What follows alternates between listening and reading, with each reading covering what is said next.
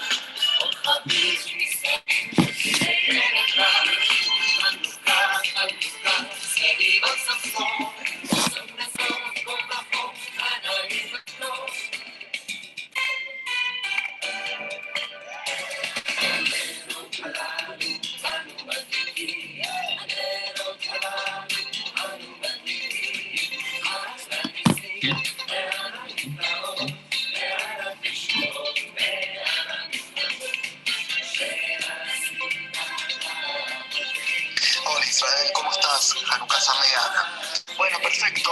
Estamos conectándonos dentro de 2 horas aproximadamente. Con respecto a la presentación, hace algo cortito, breve. La otra vez en otro evento que participé y me presentó Francisco, leyó un montón de cosas y la verdad que no tiene sentido explayarse tanto en eso. Puntualmente, cofundador de noagidas.org con el rabino Ariel Weissman.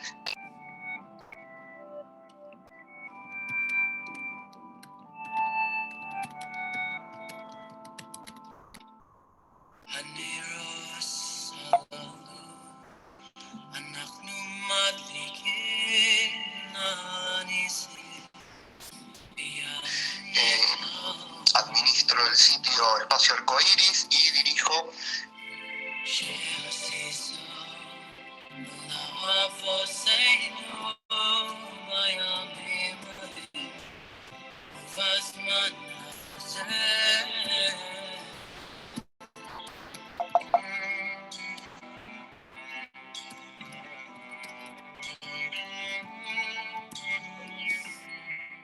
Casa Noa Comunidad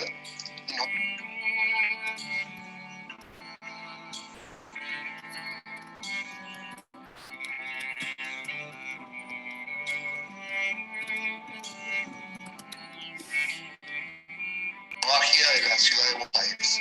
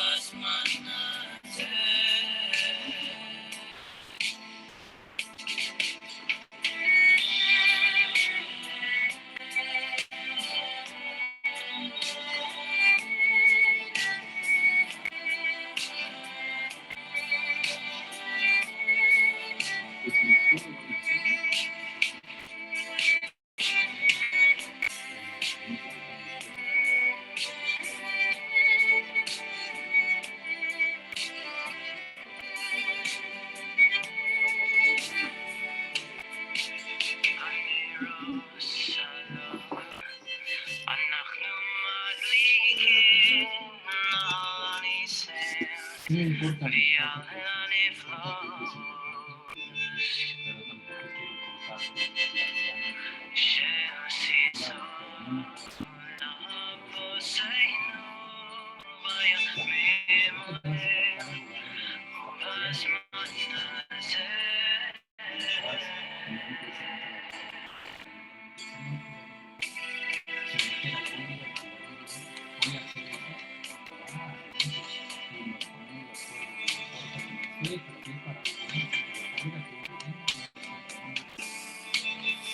Eso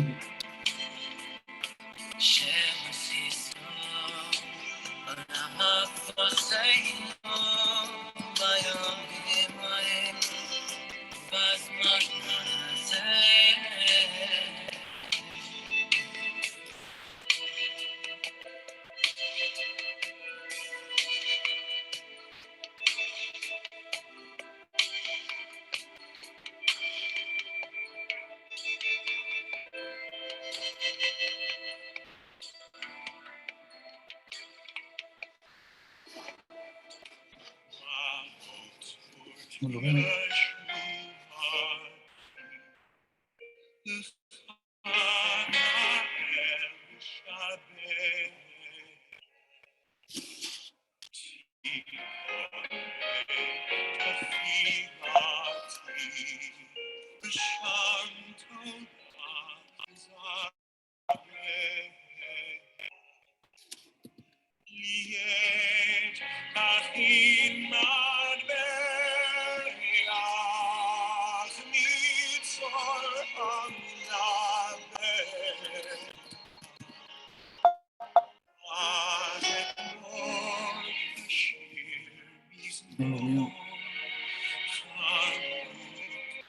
No veo su nombre.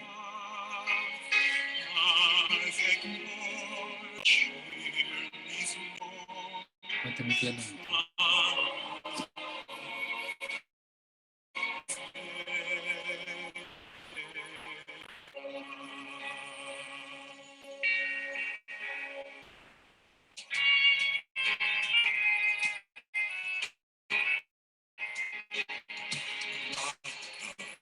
Just let our song praise thy saving power.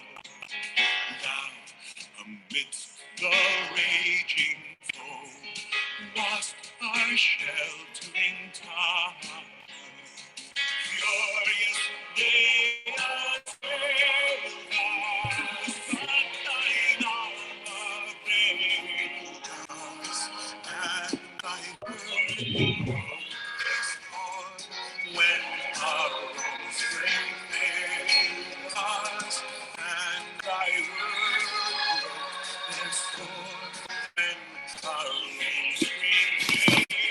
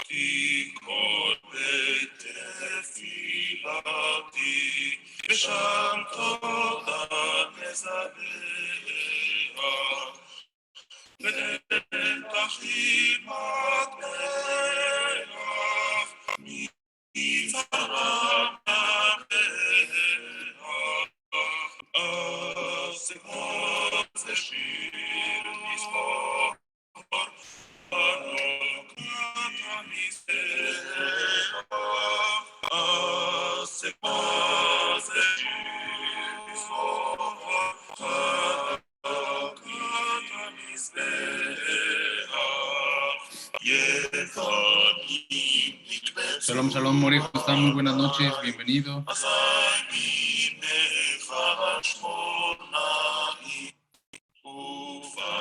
¿Me escucha bien?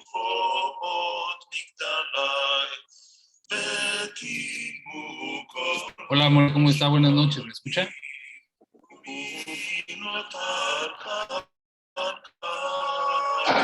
Sí, estimado, buenas noches, sí se escucha bien.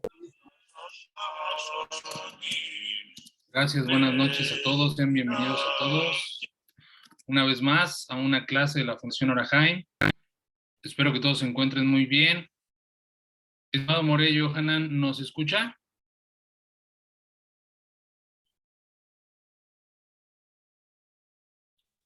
Ok, parece que tenemos algún tema de comunicación. Vamos a ver si nos escucha.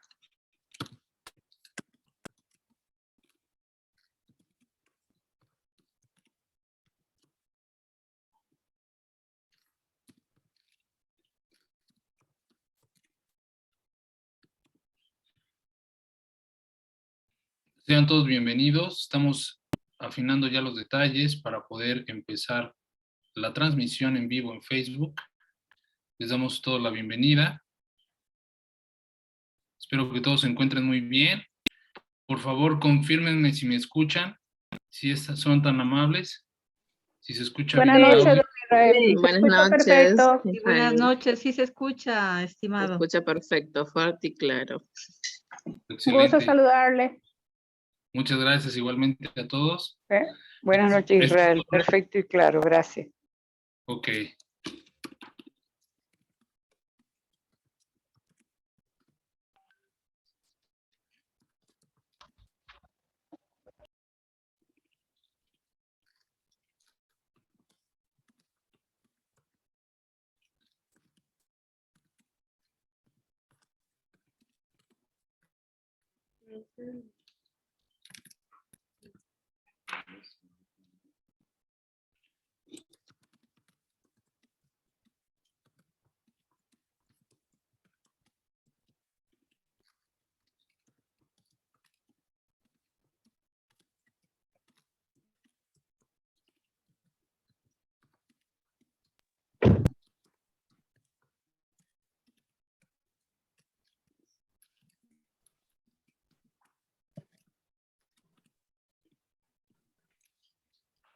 Estamos afinando unos detalles de sonido con el Moré Johanan. Vamos a darle unos segundos más en lo que vuelve a ingresar a la sala. Así que estamos por comenzar. Muchas gracias de nuevo a todos por conectarse esta noche.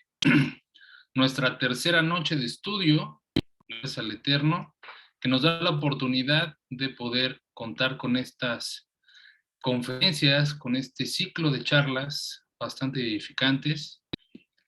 La persona que se encuentra en búsqueda del desarrollo de su vida espiritual. Estamos por comenzar. Como saben, les voy a agradecer mucho que durante la disertación mantengamos micrófonos apagados y, si es posible, cámaras encendidas. Ok. Estimado Moré, ¿me escucha? Excelente. Creo que tiene su micrófono apagado. Buenas noches, Hanukkah Sameach. Excelente. Es un placer tenerlo en la sala, estimado Moré, qué bueno que ya está con nosotros. Estoy por preparar la conexión en Facebook Live. Le voy a pedir que me dé un par de minutos nada más para que podamos hacer la transmisión en la página de la Fundación, ¿de acuerdo? Perfecto, perfecto. Muchas gracias.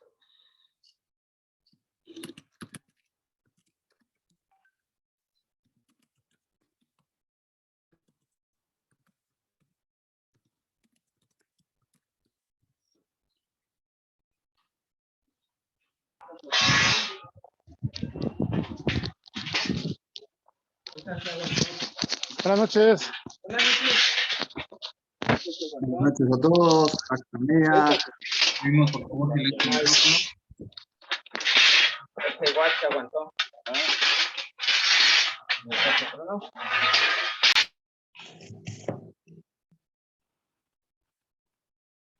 Perfecto. Bueno, pues muy buenas noches a todos. Sean bienvenidos. Es más, gracias por estar con nosotros en una conferencia más de este ciclo de conferencias llamado la Fiesta de las Luminarias, con relación o en conmemoración de la festividad de Hanukkah del 5782.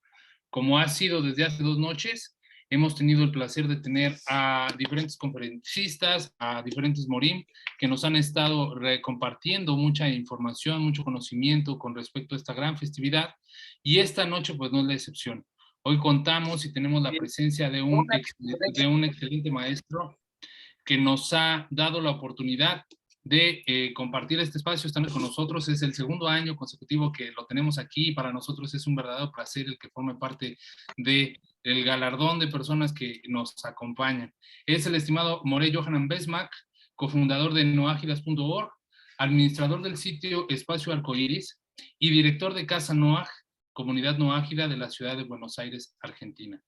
Es muy conocido por nosotros, muy querido por la Fundación. Estimado Moré, sin más preámbulo, yo le doy espacio para que usted pueda darnos su charla y que después podamos pasar a la parte de preguntas y respuestas. Bienvenido. Muchísimas gracias, Israel, por la cálida bienvenida. Buenas noches a todos, Hanukkah Sameach. Para mí es un honor poder compartir con ustedes y acompañar a la Fundación en este nuevo evento de Hanukkah. Ya es un clásico para ustedes este evento, así que me alegra mucho. Nosotros aquí en la ciudad de Buenos Aires también, con la gente de Casa Noaj, que es la comunidad producto del trabajo que venimos haciendo hace casi 20 años, que empezamos con el rabino Ariel Groisman, con la web noajidas.org, y bueno, hemos hecho un camino bastante largo también con nuestra comunidad. La festividad de Hanukkah es una festividad muy querida y esperada, ansiada por los noágidas. Tiene un alto contenido universal también esta festividad. Hay muchas cosas muy interesantes, muy lindas para estudiar, pero en esta oportunidad, como en general cuando me invitan a este tipo de eventos, más que una clase donde veamos muchos textos y profundicemos, que eso está excelente, pero es parte del trabajo que cada uno de nosotros que enseñamos, o las organizaciones noágidas, hacemos durante todo el año. Creo que estos son momentos especiales donde la gente se conecta, nos conectamos no solamente a través de las redes sociales, a través de internet, sino que nos conectamos espiritualmente, nos inspiramos en estas festividades, y creo que lo mejor que podemos hacer es aprovechar el tiempo para traer una reflexión basada en algunas enseñanzas de la Torá y traer un mensaje que nos acompañe el resto del año. Como dicen los sabios en Pirkei Avot, que lo principal del estudio es la acción. Es lo principal, no estudiamos para ser grandes eruditos en una materia no ágida, por ejemplo, sino que estudiamos para llevar a la acción, a la práctica, la voluntad del Creador. Y esto tiene que ver de lleno con el mensaje de Hanukkah. Hanukkah nos habla de entrada sobre esta cuestión. Recapitulamos un poquito la historia de Hanukkah. ¿Qué celebramos? ¿Por qué nos decimos feliz Hanukkah? O sea, podríamos decir cualquier otra expresión y nos saludamos con feliz Hanukkah. Podríamos decir otra cosa, pero esta expresión, ¿por qué tenemos felicidad en Hanukkah? O sea, ¿qué celebramos? ¿Cuál es el motivo de tanta alegría en esta festividad? Los griegos habían tomado dominio de Jerusalén, del templo, habían impurificado el templo. Y habían profanado el aceite, todas las vasijas de aceite que habían disponibles para encender la menorá, el candelabro, que Dios ordenó encender al pueblo judío en el sagrado templo de Jerusalén. Y con milagros excepcionales, el primer milagro, que de hecho lo decimos en una plegaria que en el pueblo judío decimos adicionalmente en los rezos diarios y en el agradecimiento por los alimentos, en el Birkat Hamazon, que es Al Anisim, por los milagros. ¿Y qué decimos? Que Dios entregó en manos de pocos a los muchos, a los fuertes los entregó en manos de gente que no estaba entrenada para la guerra y para enfrentar semejante batalla desigual, desproporcional. Ese es el primer milagro. Y el segundo milagro es que el aceite que alcanzaba para encender solo un día, duró durante toda la semana, durante los 8 días, hasta que se pudo elaborar aceite puro nuevamente. Tiene muchos más detalles, pero básicamente esta es la descripción general de lo sucedido en Hanukkah, que todos sabemos, todos conocemos. ¿Qué es lo que evoca Hanukkah con todos estos eventos? ¿Cuál es el milagro que realmente sucedió, que pasó con el aceite, con la menorá? ¿Cuál es el mensaje que Hanukkah nos trae a nosotros hoy? Porque no es simplemente una reseña histórica, algo que quedó en el pasado, sino que es algo que si lo celebramos al día de hoy, tiene un mensaje para nosotros contundente, para que lo podamos llevar a la práctica. Y de hecho Hanukkah tiene algunas referencias desde el principio de la creación. Los sabios nos cuentan que en el principio Adán, cuando transgredió, Adán fue creado el primero de Tishrei, al inicio del calendario hebreo. Ese mismo día que fue creado, transgredió. A partir de allí, él vio que los días empezaron a cortarse, que empezaron a achicarse. Y Adán reflexionó y dijo: esto es por mi causa, esto es la consecuencia de mi desobediencia, de mi transgresión. Esto generó que los días se acorten, la luz se acorte, y que la oscuridad vaya increciendo, vaya aumentando. Y esto va a terminar con el mundo. Es mi responsabilidad, es lo que yo hice. Entonces Adán se abocó a la tarea de la teshuvá. Hizo ta'anit, ayunó, hizo tefilá, hasta que finalmente, ¿esto cuándo fue? En el mes de Kislev, en el mes donde acaece Hanukkah, Y de hecho el mes de Kislev es el mes donde en el hemisferio norte, estamos en Sudamérica o en el hemisferio sur, es al revés. Los días son más largos, pero en el hemisferio norte los días son más cortos y las noches son más largas. La oscuridad es mucho más extensa y más profunda. En el mes de Kislev llega el momento más crítico del año de oscuridad. Y Adán, cuando vio esto, dijo, tengo que hacer teshuvá, tengo que corregir mis errores, enmendar mis errores, retornar a Dios completamente, para tratar de solucionar esto. Y luego del punto de mayor oscuridad, empiezan los días a crecer, a avanzar la luz.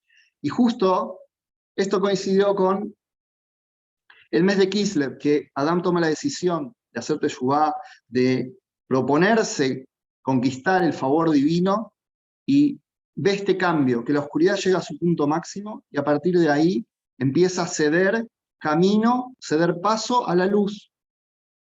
Entonces, los sabios traen esto como una reseña de que en este tiempo del año, donde celebramos Hanukkah, ya desde el principio existe este concepto de celebrar la luz, de que hay oscuridad en el mundo, y la oscuridad tiene que ver con una cuestión espiritual, representa la oscuridad espiritual, no solo oscuridad física, todo lo material, lo físico tiene su contraparte en el mundo espiritual. Entonces, de la misma forma que en esta época del año hay más oscuridad, los días son más pequeños, la luz parece que va menguando y que la oscuridad va a conquistar la totalidad del día. Es en este momento donde se da el milagro, que se invierte y la oscuridad empieza a dar paso a la luz. Entonces esa es una primera reseña como de algo parecido, que si bien no era Hanukkah, pero sí que tiene que ver con la idea, con el concepto de lo que es esta festividad, que es celebramos la luz y estamos contentos por la luz. Me fui bastante atrás, vamos a volver a la historia de Hanukkah y el mensaje para nosotros, pero van a ver cómo después todo tiene que ver con todo. Este mes de Kislev, los sabios de la Kabbalah explican que está relacionado con un sentido que llaman el sentido del sueño. Y sueño hay de dos categorías. Está el sueño que tiene que ver con lo negativo, con una persona, como cuando el Raman habla de la teshuvá, que la teshuvá es como despertarse, es volver en sí y reaccionar, de que la persona se desvió por caminos que no tenía que transitar, y ahora vuelve en sí y dice, ¿qué hice? Eso es la teshuvá. Teshuvá es cuando la persona dice, ¿qué hice de mi vida? ¿Por qué estoy en este estado? ¿Por qué estoy en la oscuridad? Ese es un despertar, pero el Kislev tiene que ver, por el lado positivo, con el sentido del sueño. El sentido del sueño tiene que ver también con la noche, ¿sí? Especialmente la persona duerme por las noches, el ideal al menos. A veces uno trabaja de noche, duerme de día, hay gente que no puede dormir de noche. Justo esto que vamos a explicar tiene que ver con eso. Estamos en una generación donde hay mucha gente que lamentablemente tiene este problema de no poder dormir, no poder descansar bien. Algunas cosas son generadas por la forma de vida, la tecnología y todo lo que tenemos hoy, pero también hay una cuestión espiritual. El sueño, positivamente hablando, cuando uno va a conciliar el sueño, una persona para conciliar sueño tiene que tener dos cosas. Tiene que tener emuná es fe en el Creador, y tiene que tener bitajón, tiene que tener confianza absoluta en Dios. Son dos conceptos. Emuná, tener fe en Dios, y uno sale a la calle y le pregunta a la gente, ¿crees en Dios? Mucha gente dirá que sí, algunos dirán que no, pero mucha gente va a decir que sí, de la religión que sea. Entonces, creer en Dios está bien.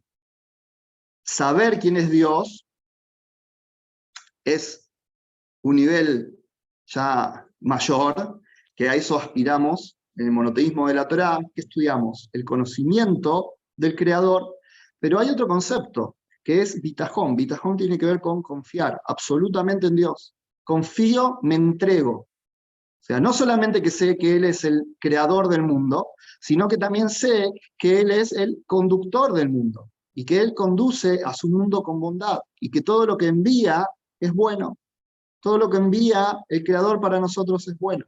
Ese nivel de que pase lo que pase, suceda lo que suceda, yo sé que el Creador está controlando todo, a mí me da tranquilidad. Y para poder enfrentar el sueño, hay que confiar. Cuando la persona piensa que todo depende de sí mismo, de que todo lo va a resolver con su fuerza, que todo lo va a hacer con su empeño, no está tranquila. No está tranquila. Hay una historia, se encuentran dos rabinos, uno visita al otro en su casa, llega a su casa, ve que hay escasez, que no hay las cosas básicas, ve que la esposa de su amigo le reclama una cosa, la otra, que no hay, y la mujer está llorando por momentos.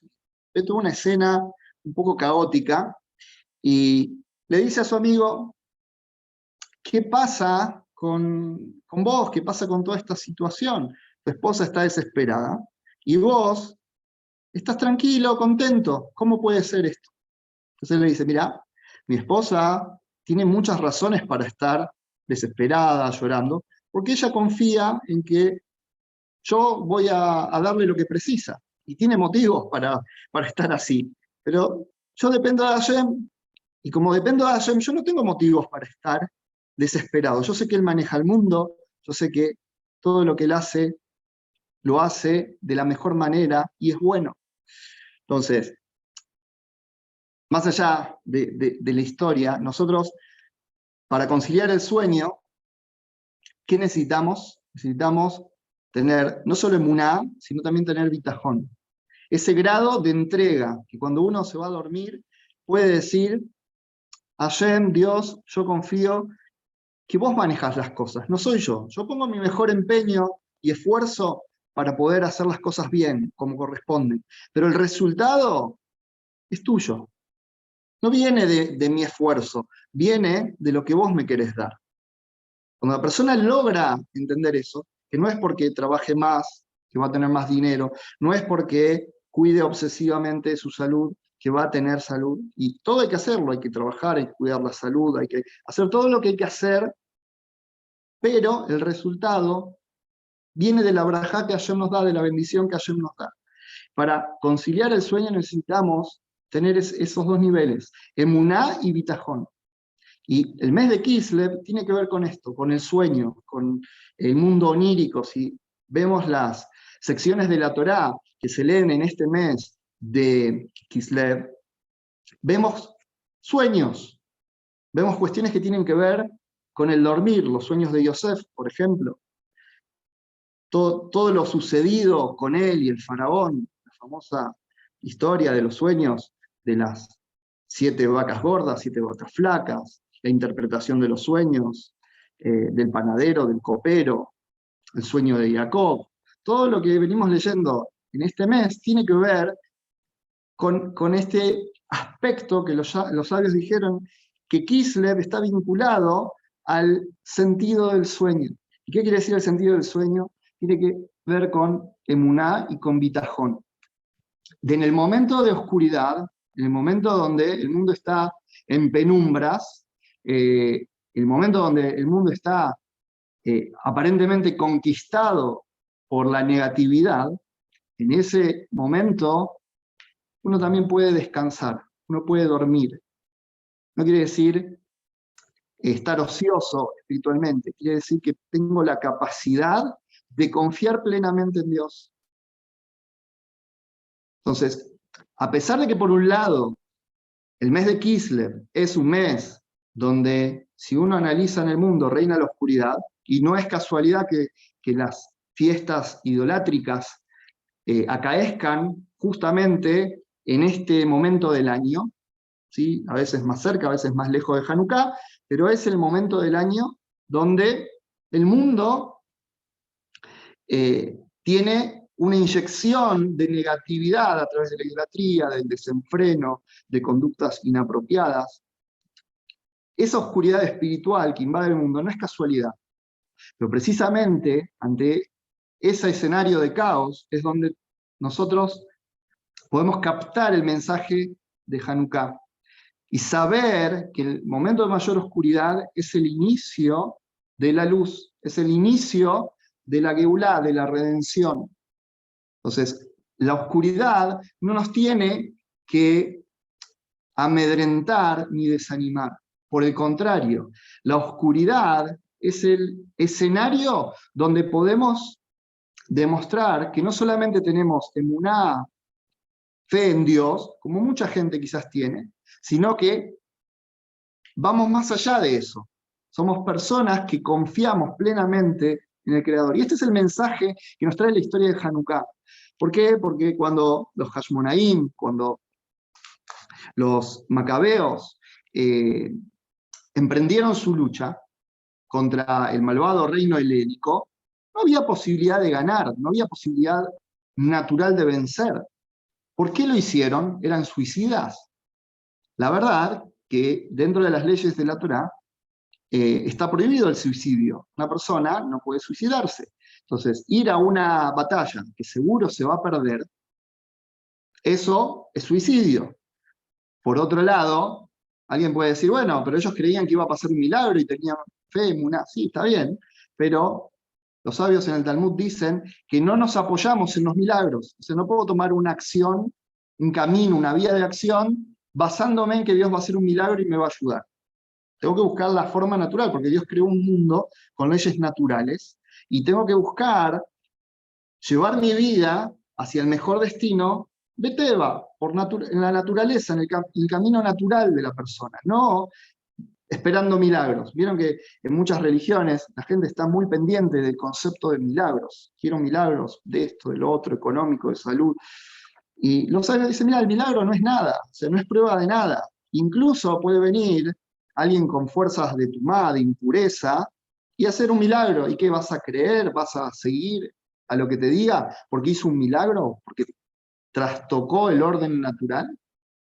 Entonces, realmente el milagro no es prueba de nada, y la persona no va detrás de los milagros. Entonces los Macabim, ¿por qué fueron a emprender una lucha con semejante desigualdad, que humanamente hablando era una batalla perdida? Los legisladores de la Torá, los poskim, discuten sobre esto, hay varias opiniones, incluso si una persona no está obligado a dar su vida por alguna cuestión de Torá, pues la Torá es para que la persona viva. O sea, hay un versículo que dice que la persona vivirá por ella, no que tiene que morir, salvo casos excepcionales.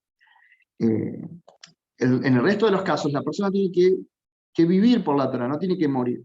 Los legisladores discuten sobre si una persona voluntariamente no está obligado, pero la persona quiere ir y entregar su vida. ¿Puede? Y la verdad que es una pregunta muy complicada, porque si no está obligado y lo hace, es como que entregó su vida innecesariamente. Es cómplice de alguna forma de su propia muerte. Dios libre. Entonces, hay un caso en el que se puede esto, que es cuando, como en ese momento todo el pueblo judío estaba subyugado, estaba perseguido, querían quebrar su espíritu, y ahora vamos a hablar de qué es lo que querían los griegos, porque los griegos no querían matar al pueblo judío. En la historia de Purim, que vamos a celebrar dentro de poco también, en la historia de Purim, el decreto del malvado Amán era destruir el cuerpo del judío, aniquilar físicamente al pueblo judío. Pero los griegos no querían esto. Los griegos querían dominar, quebrar y aniquilar el espíritu del pueblo judío. Ese era su objetivo.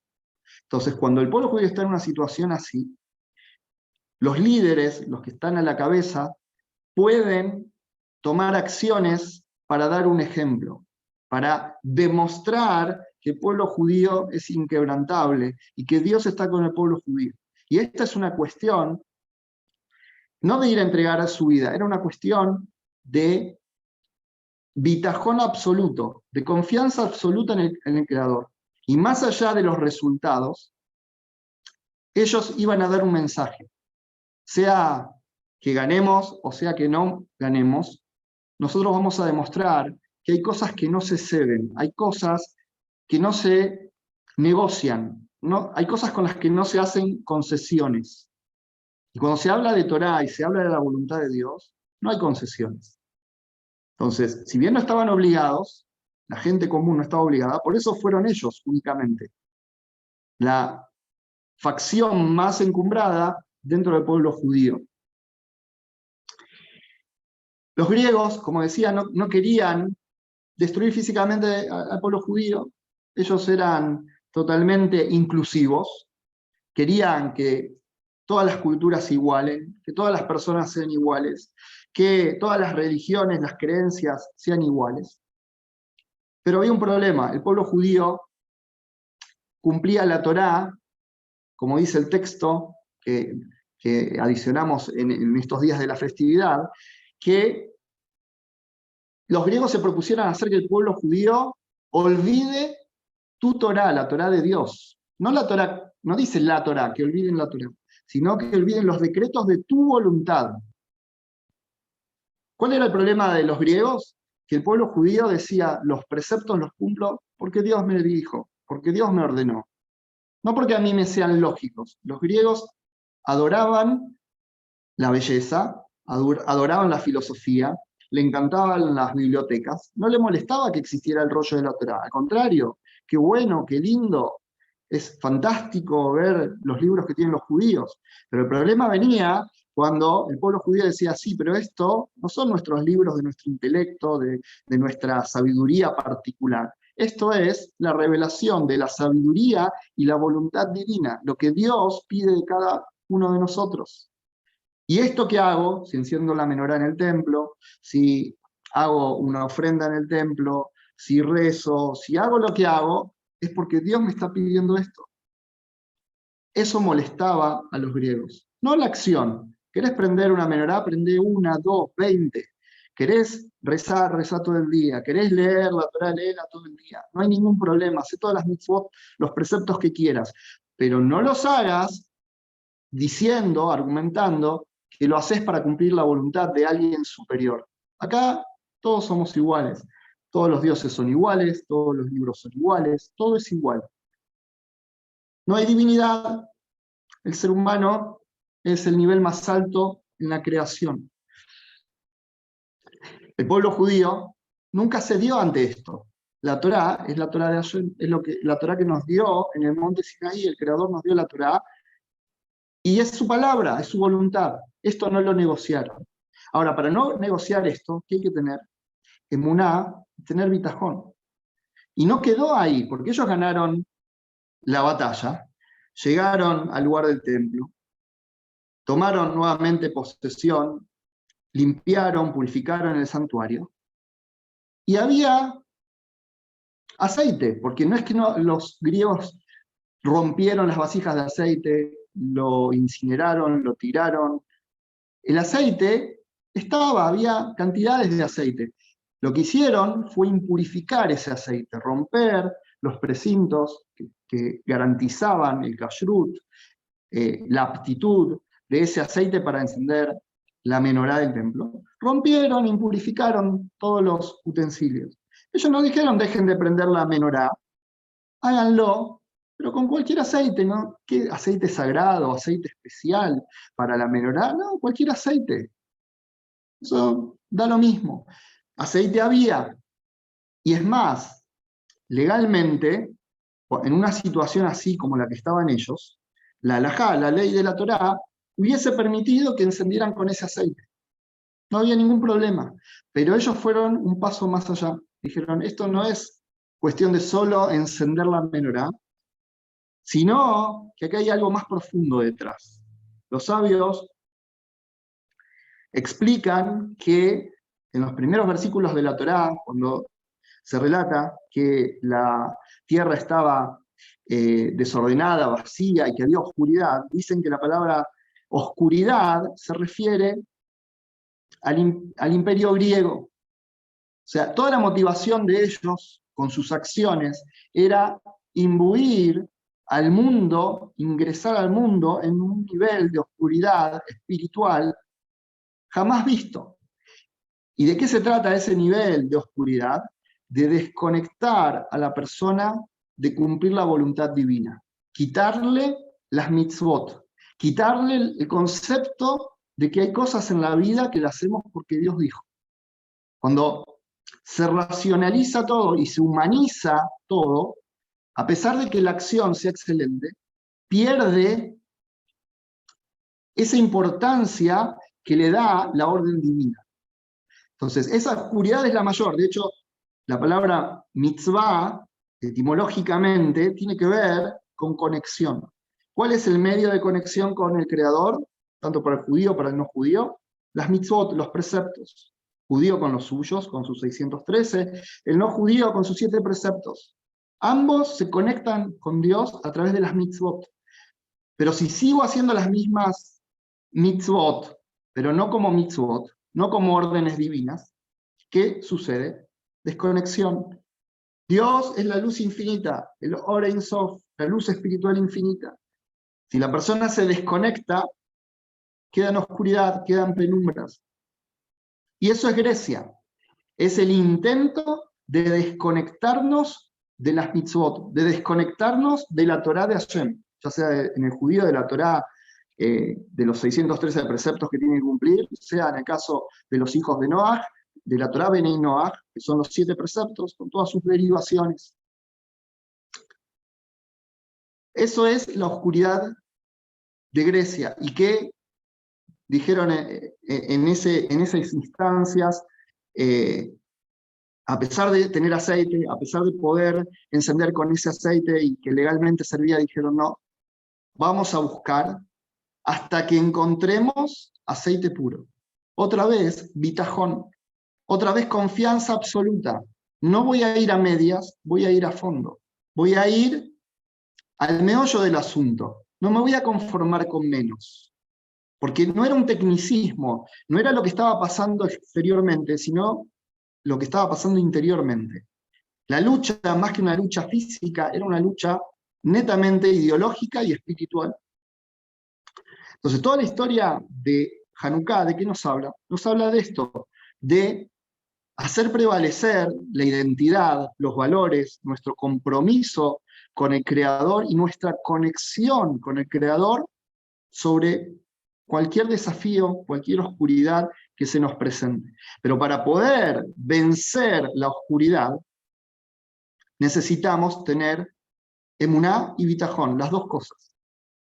Como dijimos, para poder descansar en medio de la noche, hay que tener confianza. Cuando yo creo que el negocio va a ir bien mañana, las cosas van a funcionar porque es mi fuerza, no puedo dormir. ¿Cuánta gente le pasa esto? Que a la noche no puede dormir, o está preocupado porque vendió, porque no vendió, porque le falta esto, porque tiene que ir a tal lado, porque viene la cuarta, la quinta ola de COVID, esto, lo otro. Gente estresada y que no puede dormir, no puede descansar. ¿Qué está pasando? Falta bitajón, falta la confianza en el Creador, el poder entregarse. Y de hecho los sabios dicen que la persona que cuando está durmiendo, eso es como una 60ª parte de la muerte. O sea, se experimenta en el momento del sueño como una 60ª parte de la muerte. El sueño implica forzosamente ese instante donde uno se entrega, donde uno está consciente, se va como alejando, pero hay un momento donde la persona se entrega. Eso es lo que tenemos que hacer con el Creador, llegar al punto de poder entregarnos y confiar en que Él dirige el mundo. Este era el mensaje de Abraham al mundo en su generación. Los sabios dicen que Abraham estaba de un lado y el resto del mundo estaba del otro. ¿Cuál era, espiritualmente hablando, ¿no? ¿Cuál era el mensaje de Abraham para el mundo? Que el mundo no es una selva, que el mundo tiene un creador y un conductor, que la ciudad tiene un dueño, o sea, que tiene alguien que la dirige. Y esto siempre hizo enardecer en todas las generaciones a los malvados, en su generación, Abraham hizo enardecer a Nimrod, que hasta lo tiró dentro de un fuego ardiente para matarlo. Dios ahí hizo un milagro. Pero se exige de nosotros bitajón. Es el momento donde, en Hanukkah, es el momento del año donde espiritualmente podemos cargar nuestras baterías, nuestros equipajes de reserva para todo el año, nuestras baterías de reserva para todo el año en lo que es bitajón y nuestro compromiso. ¿Y qué tiene que ver esto con los noágidas? En especial, hay un punto que es para destacar. El Rambam establece en su código de leyes, en el Mishneh Torah, que un Ben Noach que cumple los preceptos, los que le corresponden, los 7 preceptos que Dios entregó para las naciones, que los cumple porque Hashem los ordenó, ¿sí? Que los recibimos mi pía geburá, de la boca de Dios, y que los tenemos por medio de Moshe Rabbeinu, o sea que Dios los entregó por medio de Moshe en el monte Sinaí. Si bien los había dado a Adán, 6 de ellos, y luego los reafirmó y le agregó uno más a Noah, si bien los dio en un principio a Adán y a Noah, hoy los conocemos y los tenemos y son mitzvot, porque Dios los refrendó, los reafirmó en la entrega de la Torá. Y hoy se los conoce por Moshe. No se los conoce por Adán, no se los conoce por Noah. Si bien sabemos la historia que Dios los dio anteriormente, la fuerza del código noágida hoy radica en Moshe, no radica en el pacto con Adán o incluso en el pacto con Noah, históricamente situándolo en la generación del diluvio. Todo eso tiene fuerza y es vigente por medio de Moshe. Por eso el Rambam dice que hay que hacer, el Ben Noach que lo acepta, porque reconocen que los preceptos son divinos, que no son una invención humana, que no son un invento de los sabios, que esto lo recibimos de Dios. Y sí lo conocemos a través de Moshe, y si no fuera por medio de Moshe no los conocemos. Y hoy creo que tal cual en la historia de Hanukkah hubo una guerra filosófica, ideológica, entre la Torá como divina y los preceptos como divinos. En esta generación, que Baruch Hashem, gracias a Dios, los 7 preceptos, esta parte de la Torá se ha comenzado a difundir, y cada vez hay más eventos como este que estamos participando, y rabinos, morim, gente que se dedica a enseñar y a difundir los preceptos. También tenemos la oscuridad que pone resistencia, y hay una guerra ideológica con respecto a los preceptos. En las redes sociales especialmente vemos como mucha gente argumenta, no, los rabinos no se tienen que meter en los preceptos noágidas, en decir cómo hacer las cosas. ¿Por qué? Porque nosotros tenemos nuestro pacto con Dios a través de Noah. Sí, pero el Rambam establece que esos preceptos hoy los conocés y los tenés, no por los hijos de Noah, porque los dejaron de cumplir, los olvidaron, los patearon, los despreciaron. Los tenés porque en el monte Sinaí Dios los conectó, los fusionó con la Torá, y gracias a eso se preservaron en el tiempo hasta cada generación, cada momento, y en especial nuestra generación, donde hay justo de las naciones individuos de diferentes lugares del mundo que quieren aprender sobre su identidad espiritual, que no quieren convertirse al judaísmo, quieren aprender cómo servir a Dios, ser fieles a Dios, con su identidad como hijos de Noah. Entonces, hoy esos individuos y toda la humanidad tiene los preceptos por medio de Moshe. Eso es lo que suma Moshe al pacto noágida. Entonces, estamos ante un desafío también ideológico, porque mucha gente, a veces confundida, a veces con mala intención, a veces por ignorancia, por el motivo que sea, no importa. Acá no hablamos de una lucha con personas, hablamos de que hay siempre una lucha ideológica. Y hay una ideología, que eso es Grecia, o sea, el espíritu helénico, que lo que quiere es quitar la divinidad de la Torá. Y el Rambam dice que el Ben Noach, que cumple los 7 preceptos porque Hashem los entregó, no porque son una invención humana, por más buena que sea, es algo divino, no humano, y lo recibimos por medio de Moshe Rabbeinu, se cuida, se esfuerza en cumplirlos. Ese es un Hasid Umot Olam, es un piadoso de las naciones. Y tiene Olam Abba, tiene parte en el mundo venidero. Si no se dan estas condiciones, si los cumple por la sana crítica racional, porque es una persona que razona, entiende que robar no se puede permitir porque eso destruye la sociedad, socava los fundamentos de una sociedad, no se puede asesinar, obviamente, no se puede hacer ninguno de los actos prohibitivos de los 7 preceptos, pero no porque Dios dijo, sino porque Él dice, yo soy un ser humano, que soy un ser refinado, y no voy a andar robando, asesinando, haciendo idolatría, prosternándome ante un objeto o una creencia falsa. Entonces, soy una persona inteligente, no voy a hacer estas cosas, pero porque yo soy inteligente, no porque Dios lo dijo.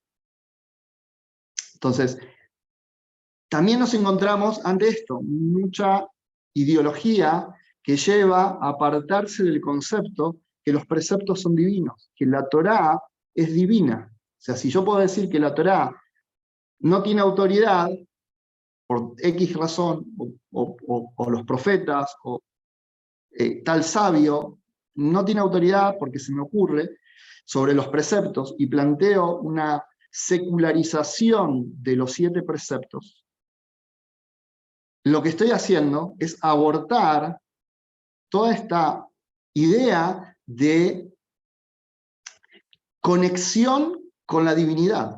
Sí, puede ser algo bueno la acción, pero no en calidad de mitzvah.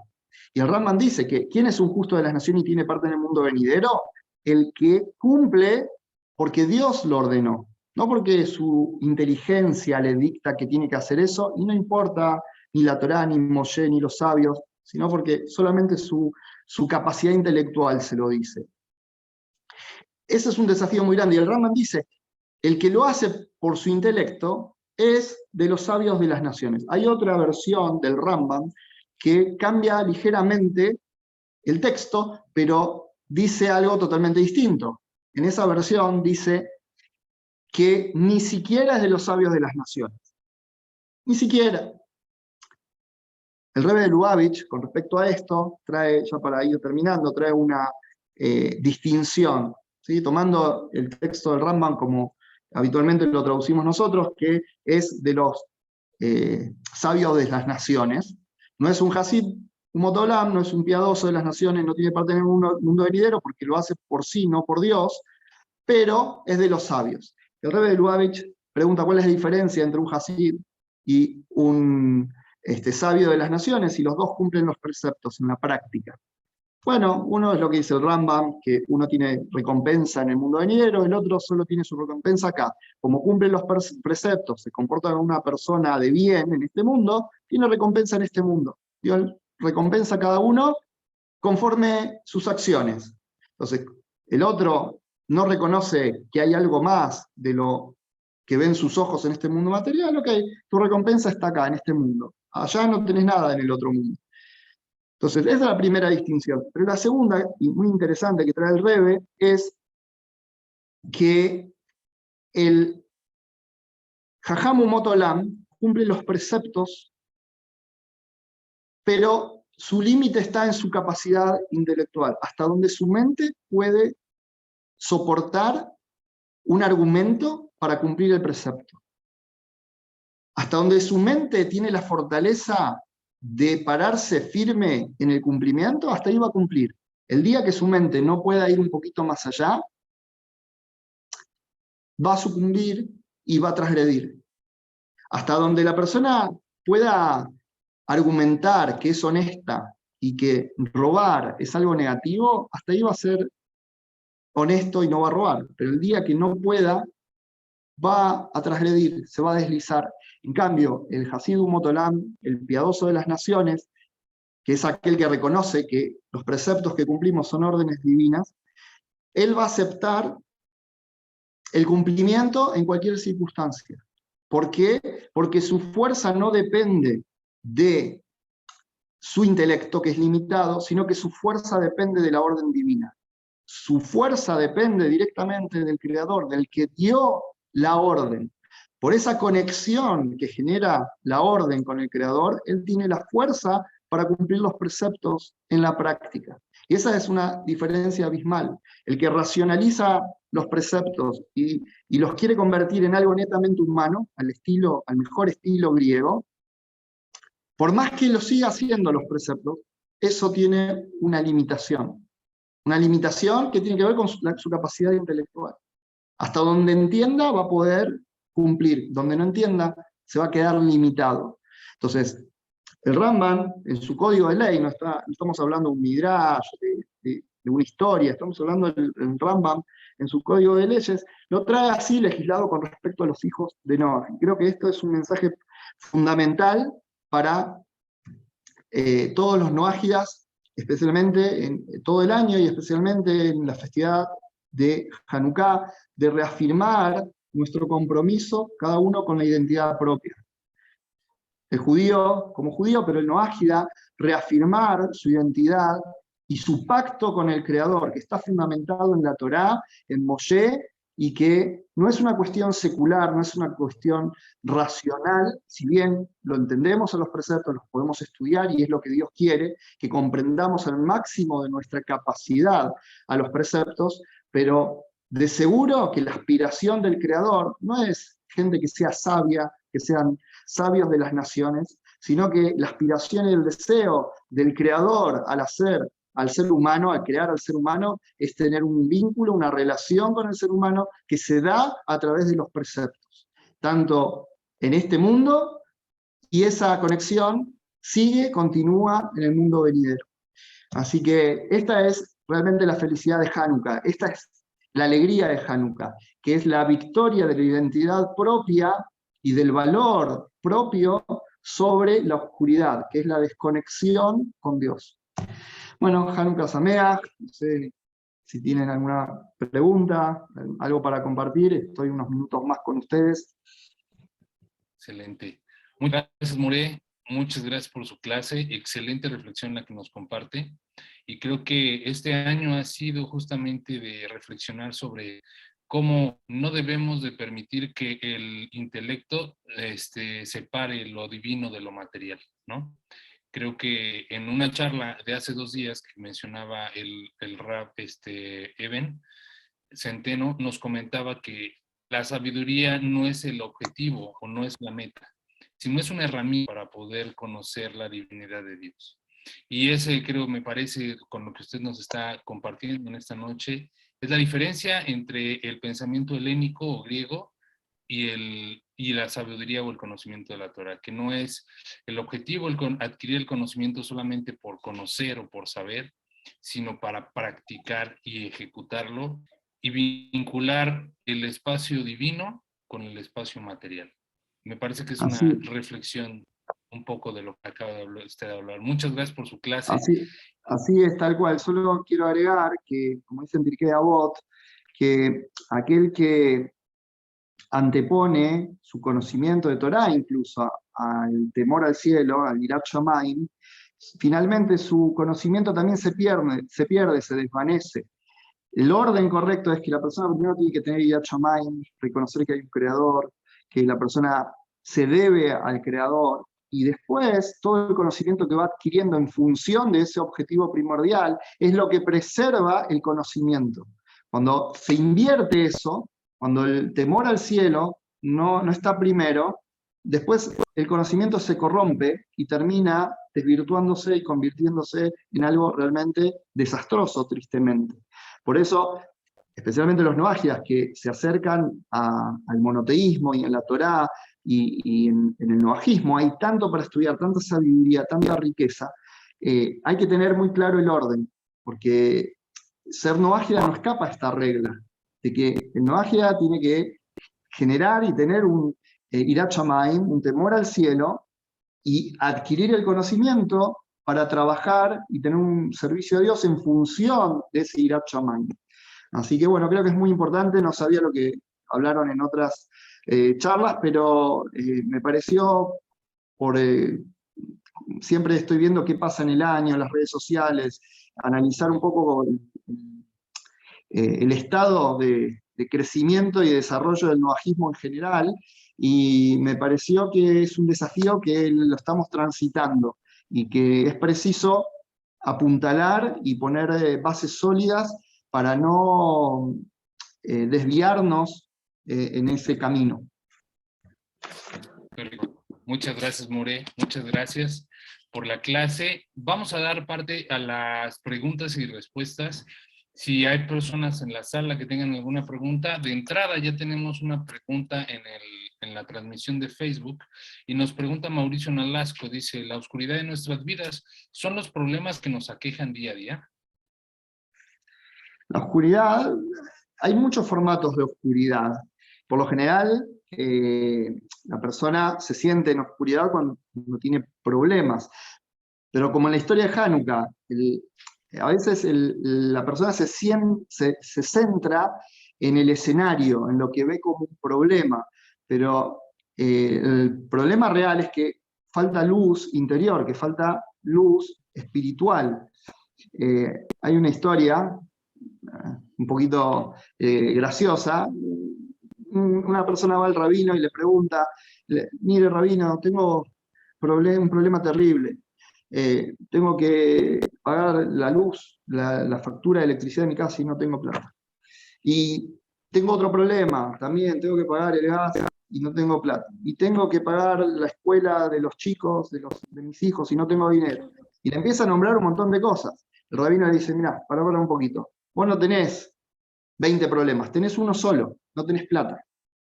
Entonces, nosotros a veces en la vida vemos así, que tenemos este problema, tenemos el otro problema, tenemos el otro problema, pero en realidad tenemos un problema, que no es lo que está afuera, sino a veces lo que está dentro. Y el judaísmo o el novajismo no es un camino como la gente a veces está acostumbrada en las religiones, que se propone un camino de exitismo. O sea que si vos vas a cumplir esto y vas a estudiar Torá o vas a hacer tal cosa, todo te va a ir bien y todo va a estar perfecto. No, puede ser que nada esté perfecto ni bien, pero vos vas a estar bien y los problemas ya no van a ser problemas.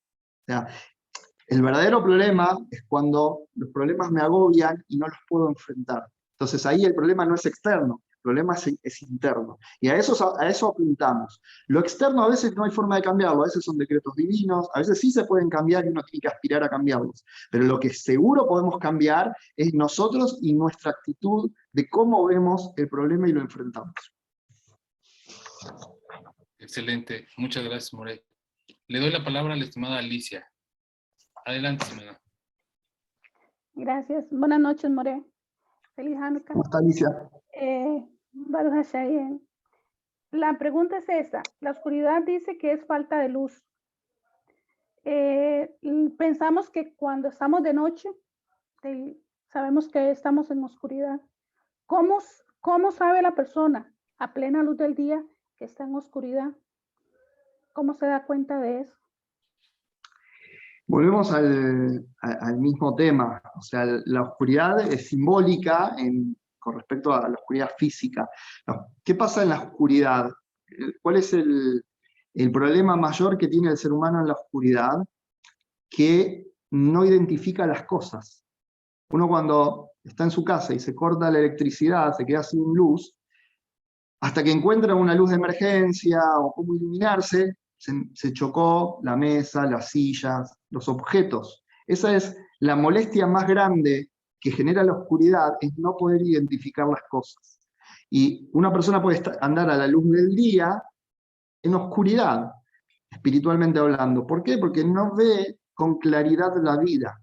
Cuando una persona se levanta, sale a la calle, y como en el ejemplo que puse de la pregunta anterior, cuando la persona solo ve los problemas y no ve que hay un creador, conductor del mundo, en el cual yo no solo tengo que tener emuná, fe, sino que tengo que tener bitajón, confianza, cuando no veo eso, me empiezo a chocar con las cosas.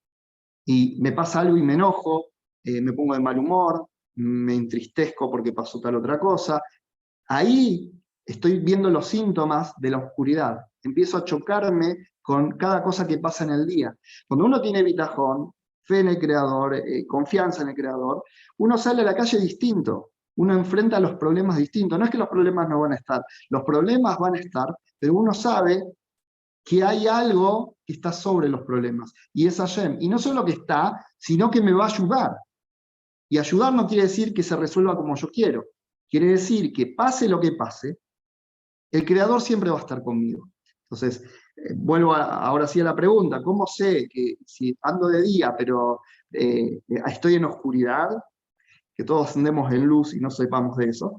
Pero es cuando me empiezo a chocar con las cosas. Cuando veo que emocionalmente me agobio, me enojo, me irrito por lo que pasa, me deprimo. Cuando veo eso, ahí hay una alarma. Ahí está sonando una sirena espiritual.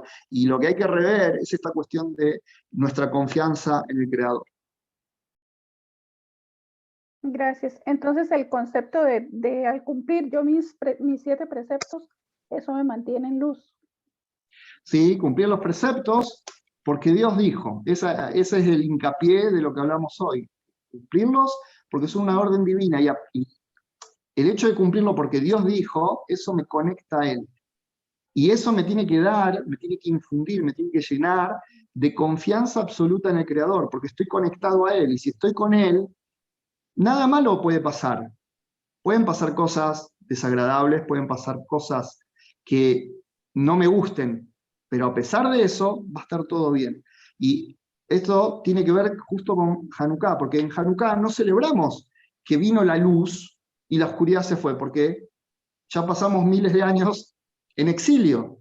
Y después de la historia de Hanukkah, al poco tiempo, el templo después se destruyó, se impurificó todo, se destruyó, fuimos al exilio 2000 años, hasta ahora que estamos en exilio. O sea, no es que en Hanukkah vino la luz y la oscuridad desapareció. Y esa es la grandeza de esto, de que la luz más potente, así lo traen los libros de Kabbalah, el Zohar especialmente trae esto, que la luz que tiene más virtud es aquella que nace en medio de la oscuridad y que nos acompaña incluso en la oscuridad, porque el exilio siguió. Pero la luz que se encendió en Hanukkah no solo duró los 8 días, sino que espiritualmente esa luz llegó hasta hoy, hasta nuestros días. Entonces, el éxito de Hanukkah, de la luz, no es que la oscuridad se va. Uno pensaría eso, bueno, hay oscuridad, prendo la luz, la oscuridad se fue. No, incluso que la oscuridad aparentemente sigue estando ahí, yo puedo tener luz. De hecho, la plaga de oscuridad en Egipto fue también en Kislev. Esa oscuridad tiene que ver con este mes. Y dice que ahí los hijos de Israel tuvieron luz a pesar de que el resto estaba en oscuridad. Y esa es la virtud de la luz de Hashem, que a pesar de que estamos en oscuridad, esa luz nos acompaña en ese exilio y en esa oscuridad. En el futuro, en la era mesiánica, esa luz se va a revelar y nos va a mostrar cómo en realidad lo que usted decía, que la oscuridad no existe, sino que es ausencia de luz. Y vamos a ver claramente cómo Hashem estuvo con nosotros en todo el exilio y cómo realmente su luz nos acompañó. En una plena. Gracias. Muchas gracias, estimada. Estimada Rosy, adelante. Gracias, More.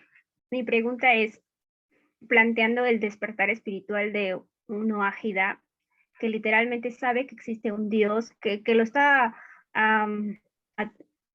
dándole un servicio erróneo, pero ya despertó, ya sabe cuál es el camino correcto. Mi pregunta es, ¿cuáles son las herramientas, aparte del estudio de la Torá, más las acciones de los preceptos, para aumentar la emuná y bitajón? Aumentar la emuná y el bitajón, primero fundamental, que lo mencionaste, el estudio, ¿sí? El estudio y la tefilá, ¿sí? Son dos pilares que no, tienen que ir de la mano. Justo hoy hablaba con una noágida y le mencionaba una frase, un tanto conocida, pero es muy valiosa, que cuando uno hace tefilá, uno le está hablando a Dios. Y cuando uno estudia, Dios le está hablando a uno. Y lo que uno estudia lo tiene que internalizar. Y la tefilá tiene que ver con ese trabajo.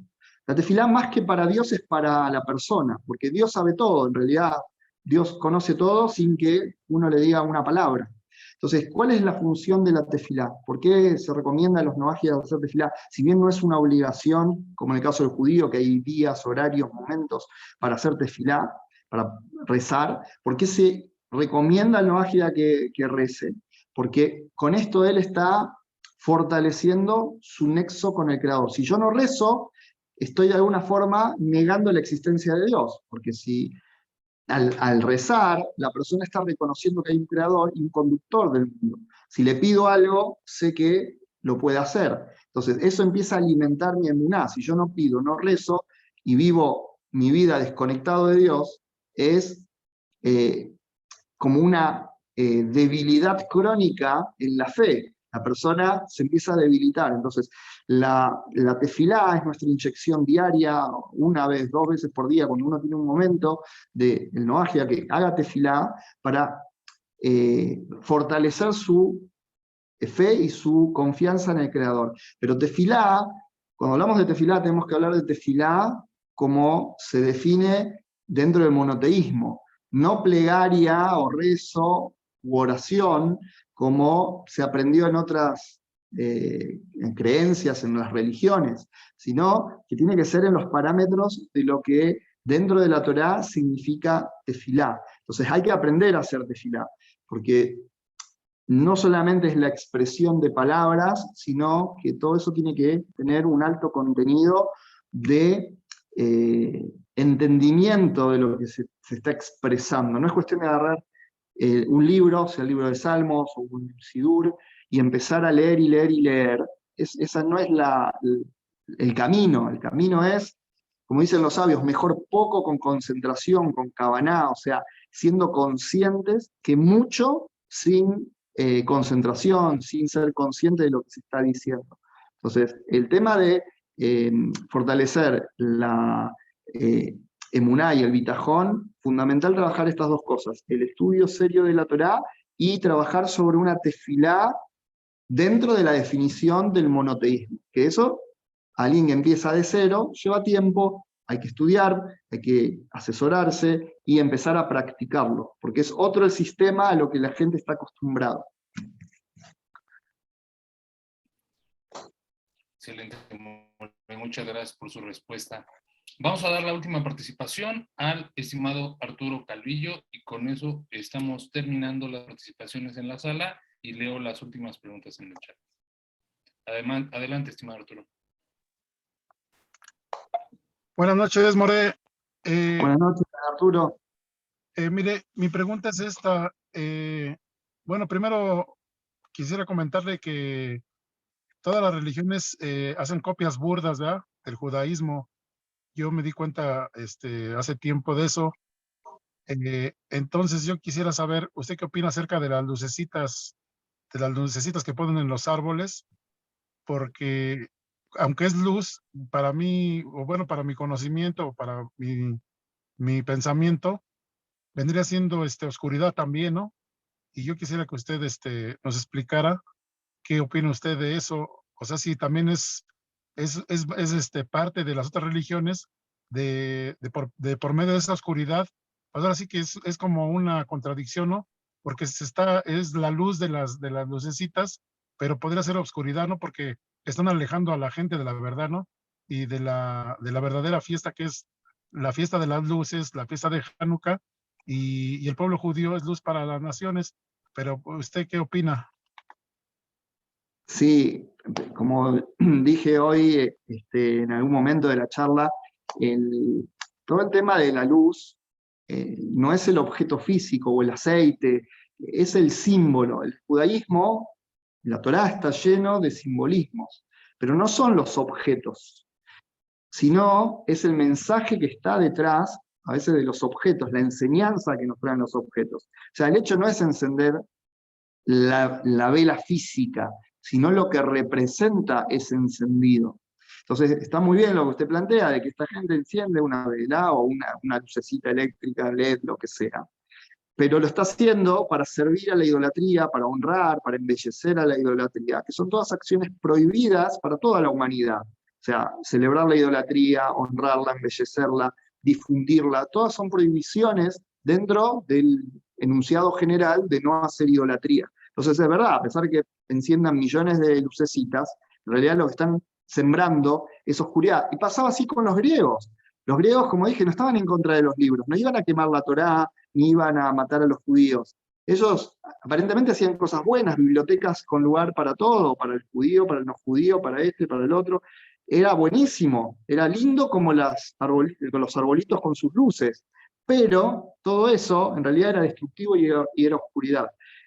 Así que tal cual, no hay que dejarse llevar por las apariencias, sino que hay que ir al centro, a la esencia de las cosas. Y eso es lo que nos enseña la Torá, a analizar y a estudiar las cosas en su sentido más profundo, no en lo superficial. Los griegos eran superficiales, porque adoraban la belleza física, lo de afuera. El judaísmo siempre vio el alma de las cosas, vio no el cuerpo de la persona, que se corrompe, envejece y se muere, sino que vio el alma, que es eterna. El alma del ser humano en general, de los hijos de Noah, son almas que hizo el Creador a su semejanza, como nos cuenta la Torá. Por lo tanto, eso es lo que tenemos que ver y primar cuando observamos al otro. Así que muy bien la acotación. Perfecto, bueno, muchas gracias. Muchas gracias por su respuesta. Termino con dos preguntas que están en el chat.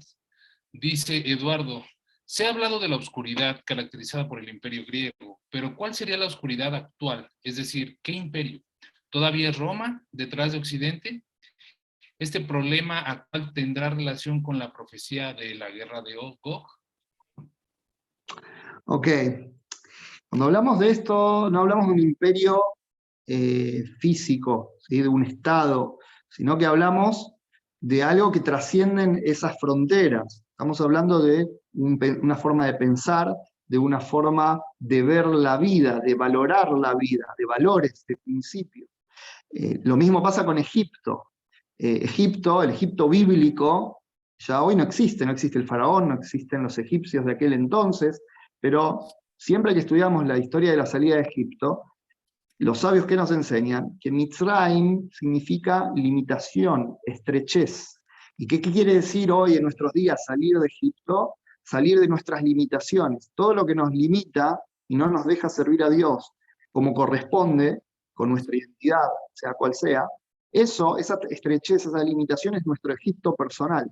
Por eso los sabios dicen que cada día la persona debe verse a sí misma como saliendo de Egipto. ¿Qué quiere decir? Hoy, yo no estoy en el Egipto bíblico, pero tengo mis limitaciones y cada día tengo que tratar de experimentar Yetziat Mitzrayim, salir de mis propias limitaciones. Entonces, cada vez que en la Torá y en el Tanaj, en el resto de los libros de los profetas y escritos sagrados del pueblo judío aparecen reinos, imperios, eso representa no solamente esa nación o imperio físico, histórico, sino que representa lo que estaba ideológicamente y espiritualmente detrás de ese grupo o ese rey o ese emperador o esa nación.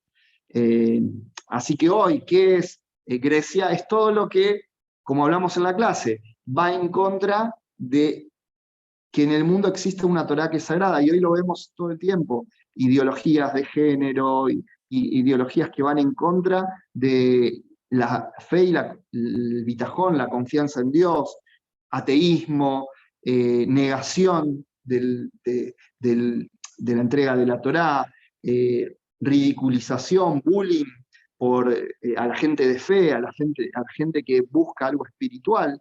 Eso está a la orden del día, y eso es de alguna forma Grecia. Haz lo que quieras de tu vida, pero no me digas que eso es sagrado, porque no existen cosas sagradas. Ese es el pensamiento griego. Creo que lo vivimos a diario y está a la orden del día. Por eso el mensaje de Hanukkah es más vigente que nunca en nuestros días. Y los noágidas, ni que hablar, que están inmersos dentro de comunidades, dentro de ámbitos de trabajo familiares, donde eso está por doquier. El pueblo judío, dentro de todo, se nuclea en comunidades y tiene algún tipo de marco distinto. Los no ágiles recién ahora están formando estos marcos y se conectan con gente pares, como acá en la fundación, y empiezan a tener un marco donde desarrollar su vida social monoteísta, pero salen de ese entorno y se encuentran todo el tiempo con el pensamiento griego, que no tiene que ver con la nación física, sino que tiene que ver con esta cuestión ideológica y espiritual.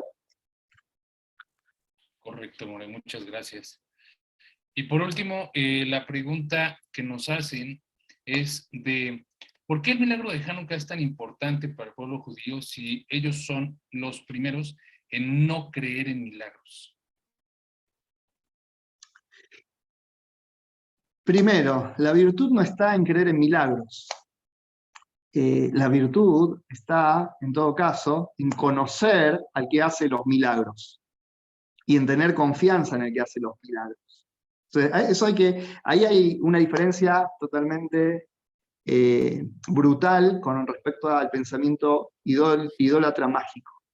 Vamos a poner un ejemplo más cercano a nosotros para entender. En todos los países tenemos cajeros del banco, que uno ingresa con su tarjeta de crédito o con una clave y uno saca dinero. La gente cobra el sueldo a través del cajero. El idólatra que piensa que el cajero es el que le está dando la plata. Es el milagro. Voy al cajero y el cajero, la máquina, me está dando plata. El monoteísta es el que es consciente que el dinero está ahí porque lo mandó un jefe, porque es producto de su trabajo, lo generó él y su jefe habilitó el pago, o un cliente que puso el dinero, o él mismo que fue al banco y depositó dinero. Sabe cómo funciona y no se obnubila por el acto de sacar billetes del cajero. Entonces, creer en milagros es, wow, el cajero me está dando billetes. Con respecto a los milagros, no es que el judaísmo los niega. De hecho, Hanukkah es un gran milagro. O sea, los pocos vencieron a los muchos. O sea, un puñadito de gente que ni eran soldados ni expertos en pelear vencieron a un ejército. El aceite que tenía que durar para un día, una noche, duró para 8 días. Entonces, en toda la Torá vemos milagros. El pueblo judío saliendo de Egipto, la partición del Yam Suf, eso es un milagro. Seguro que el judaísmo reconoce los milagros que Dios hace, pero si hay alguna virtud en el pueblo judío, no es que cree en los milagros, sino que sabe quién es el que hace los milagros. Esa es la virtud, saber quién hace los milagros, no el milagro en sí. Porque como dicen los sabios, el milagro en sí no es nada.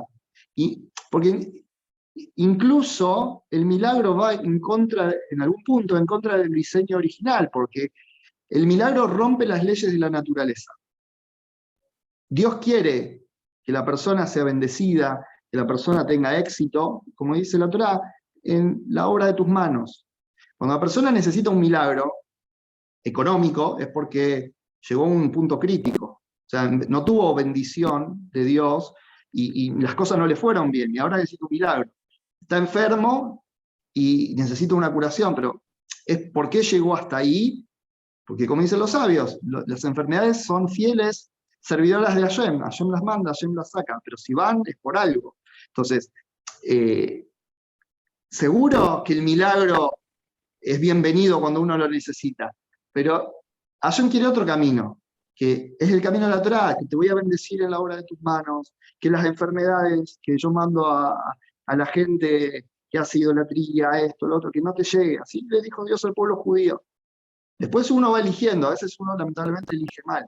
Entonces, hablar de milagros, por eso a mí como que me asombra mucho cuando la gente viene de distintas religiones y a veces me han hablado de, no, pero yo quiero tener una vida de milagros. Y la verdad, querer una vida que todo sea un milagro es porque estás en un desastre. O sea, yo quiero que Dios me bendiga de forma natural, que las cosas fluyan con tranquilidad, no al borde del precipicio, a ver si Dios me hace un milagro o no me hace un milagro. O sea, Brajá es eso. O sea, los sabios dicen que no hay otro recipiente para la bendición que el shalom, que la paz. O sea, cuando tenemos paz, ahí Dios nos bendice. El milagro es al borde del precipicio. ¿Existen? Existen. El pueblo judío los reconoce, los reconoce. La Torá los reconoce, los reconoce. El pueblo judío al borde del Yansuf necesitaba un milagro. Vino el milagro. Bienvenido sea. Pero andamos detrás de los milagros. Cuando Hashem los tiene que hacer, cuando Dios los tiene que hacer, los hace.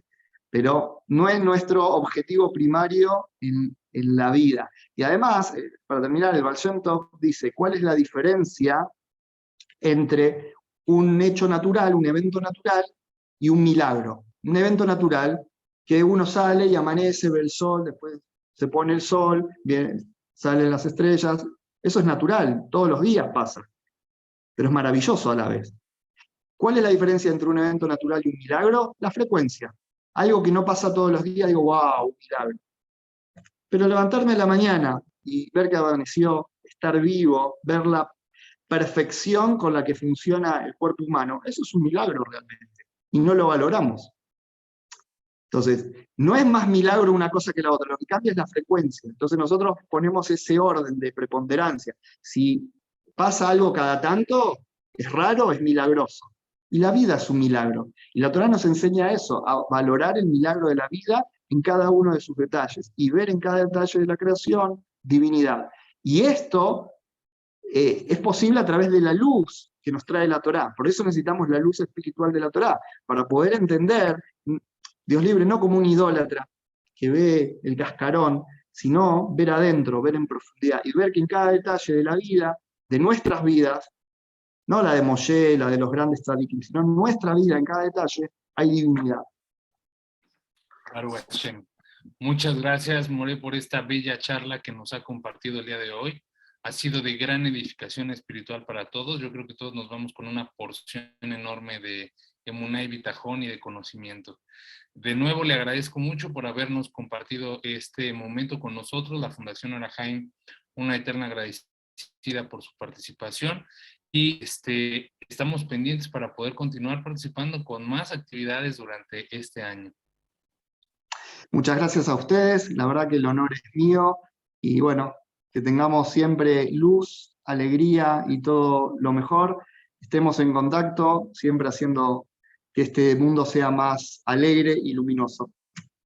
Perfecto. Muchas gracias a todos por haber participado, gracias a todas las personas que nos están sintonizando a través de Facebook Live, y gracias a todas aquellas personas que se encuentran conectadas en esta sala. Les deseamos que tengan una excelente noche, no sin antes recordarle que el día de mañana también tendremos otra charla más en este ciclo de conferencias, esta vez con el Rab Boaz Fariñas. Les deseo a todos una excelente noche y shalom, shalom. Buenas noches, gracias, muy amable. Gracias, More. Buenas noches, gracias. Buenas noches. Muchas gracias, More. Feliz noches a Buenas todos. noches, muchas gracias. Feliz noche.